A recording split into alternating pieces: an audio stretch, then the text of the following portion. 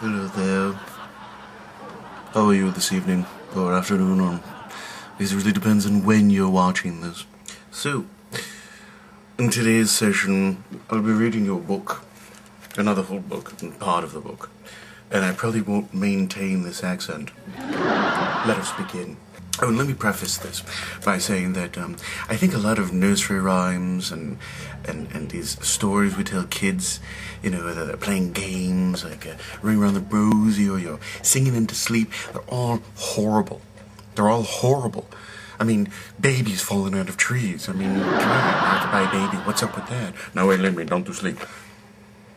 If I die before I wake, what's up with that? So, I'm going to be reading a story called Three Little Pigs. It might be called something else. It's not really written right here.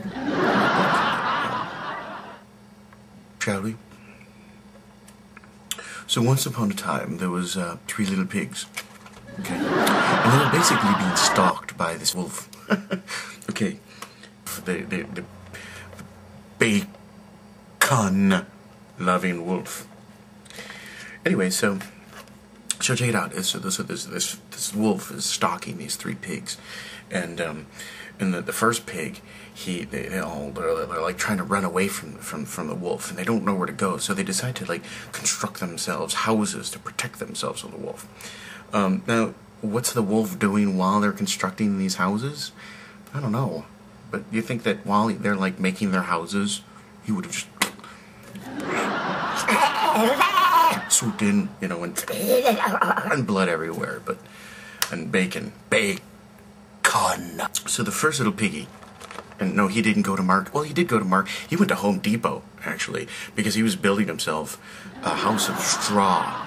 Now, the only time you could really build a house, luckily this wolf was stalking them in summertime when they have straw. You know what? No, it wasn't summer. It was like fall, because Halloween there's a lot of straw. Okay, we'll go with fall. So, fall was when, luckily, you know, he was constructing his house. So he's constructing his house, and who knows, you know, like, the wolf was probably out partying with friends or whatever, not really being bothered by the fact that, you know, this pig is constructing this house so that he can't get into it. Constructed his house, and the wolf came by one day, because he really wasn't busy. He was hungry. I don't think he had breakfast either. And he's like, wow, this is a stupid home that you've built. What, I'm gonna come in and eat your fat back. And the pig said, not by the hair on my chinny chin chin. I can't imagine a chin on a pig, but I'm envisioning in my head like this chin with this mole on it, with little hairs coming on. The wolf's like, yeah, okay, yeah, I'm coming in anyways. And he blows on that bitch, and that house just whoosh. Yeah, like straw in the wind. Just like straw in the fucking wind. Whoosh. And the wolf's like, that little piggy actually runs off to his brother's house, who his brother constructed a house made out of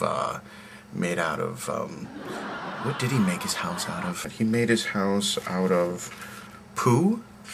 Man, can't imagine living in a shit shack. How about we say paper? We'll say paper, because actually this isn't really, I think it's the New Testament.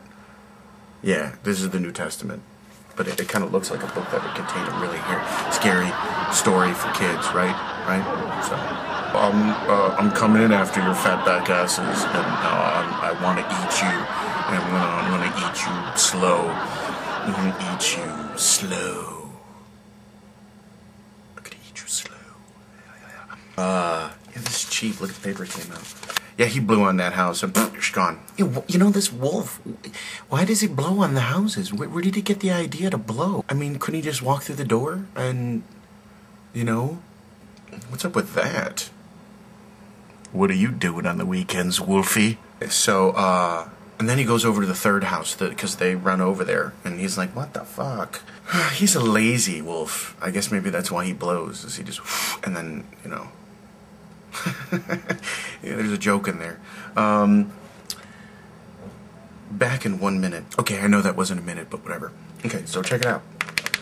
the pigs, they run over to their brother's house and they're partying because this guy's got a fucking brick house. I mean, Rick James came over there and started singing, brick house, brick house. And you know Rick James doesn't just go over to any pig's house. I'm a big fan, where he was a big fan of bacon. Okay, so like he gets over to their house and he's like, yeah, I'm gonna huff and puff and blow your house in and all that jive, and he's actually doing that with his head and rolling his eyes. You can't really see me rolling my eyes, but the pigs are like, yeah, fuck you, bitch, and they're partying inside. I mean, they know that wolf ain't getting inside, so they get like chick pigs over there, and they got fucking drugs, and they're dancing, and there's naked pig stuff going on. This is just. But he tries, and he huffs, and he puffs, and and he's like, his neck gets really tired because he's for like so long. He can't get in, so he decides to climb up to the roof. You know, I don't know how he does that though. I mean, he's a wolf, so like he's Spider Wolf, Spider Wolf, Spider Wolf. So he climbs up to the top, and the pigs notice that, and they're like, man, let's set this bitch on fire. So they put like a little fire in the fireplace, and they're waiting for that wolf to bring himself on down. And the wolf, you know, he goes down the chimney. He becomes engorged in flames. And he falls, and he's running around the room because he's on fire, and he's screaming. And there's naked pigs screaming, and it's chaos. It's just chaos. And he's setting stuff on fire, and there's one pig out there doing like flaming sambucas, and it was pretty crazy. It was like Pigs Gone Wild kind of thing. But anyways, yeah. So the wolf died. Well, you know, because they're little. And it doesn't take much to set the motherfuckers on fire. So, pretty much the end of the story. Is there a moral to the story? I'm not sure.